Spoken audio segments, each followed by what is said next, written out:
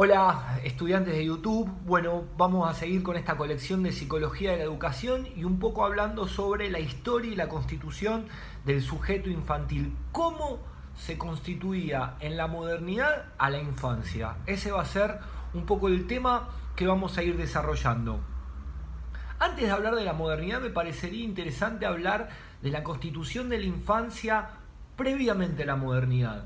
Podemos pensar que en la antigüedad la infancia era el reflejo de la fecundidad, era el reflejo de la evolución, era el reflejo de la familia. No tenía una constitución como sujeto particular. El infante era solamente esta fecundidad que después se iba a transformar en adulto. Podemos pensar que la perpetuidad de la especie habita en la construcción de este sujeto. Podemos también pensar en el valor moral que tenía este sujeto y frente a esta carga simbólica de la evolución tanto de la familia o del sistema social como también de lo biológico.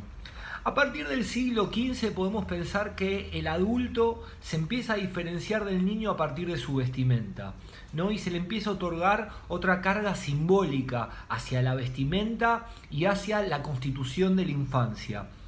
Acá también podemos empezar a pensar en que se le empieza a agregar otro simbolismo que es la ternura, ¿no? La carga de la ternura de la infancia. Y acá es donde también queda aferrado, ¿no? Como cuántas construcciones, como es esta cuestión de la fecundidad, de la evolución, de la ternura, quedan aferradas aún hoy desde también la discusión que tuvieron con el psicoanálisis sobre otorgarle un nivel de sexualidad a la infancia. Abre de esta tensión, habla de esta mirada sobre la ternura, sobre casi de santidad que tiene la infancia y cómo en la modernidad y obviamente en la posmodernidad se empieza a romper esta mirada otorgándole esta cuestión de un desarrollo sexual. También podemos pensar en esta mirada que tiene la infancia y ya casi entrando en la modernidad sobre la severidad. Hay que ser severo con la infancia para instruirla, ¿no? Sobre los castigos. Y esto me abre la puerta hacia la modernidad. Podemos pensar que la modernidad empieza a partir de la Revolución Francesa, a partir de la Revolución Industrial, pero básicamente a partir de la constitución de los estados nacionales. Cuando hablamos de los estados nacionales, hablamos también de estados que se sostienen por sus instituciones, como puede ser la escuela, la familia. Pensando en la escuela, empieza a ser el niño como objeto de la agenda pública para ser escolarizado, para ser instruido. Y es ahí donde se apunta a formar nuevos ciudadanos, a formar futuros dirigentes, a formar trabajadores que se adapten a un sistema nuevo económico y a un sistema de reglas y de ordenamiento, podemos decir, político sobre las nuevas formas de vida sociales.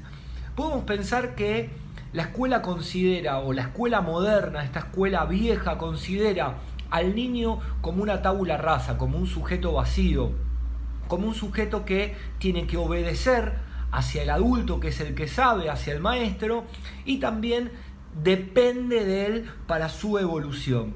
Entonces podemos ver cómo la escuela y perdón por la construcción, y esta la infantilización, ahí me salió, ahí volvemos. Y podemos pensar cómo la institución empieza a interpelar a este sujeto, a interpelar su razón, a interpelar su cuerpo y a interpelar también sus deseos y sus conductas. Es acá donde también podemos pensar en estos cauces que hablábamos de Freud que le dan hacia el deseo, hacia la sexualidad. Podemos pensar que esta institución hoy en la posmodernidad, después te voy a invitar a que veas el próximo video que es sobre la niñez posmoderna, estas instituciones entran en crisis. Y pensar estas crisis desde la institución o desde el vacío institucional que se da, pero también esta crisis podemos pensarla que también se da en la autoridad de esta institución, en la interpelación de este sujeto.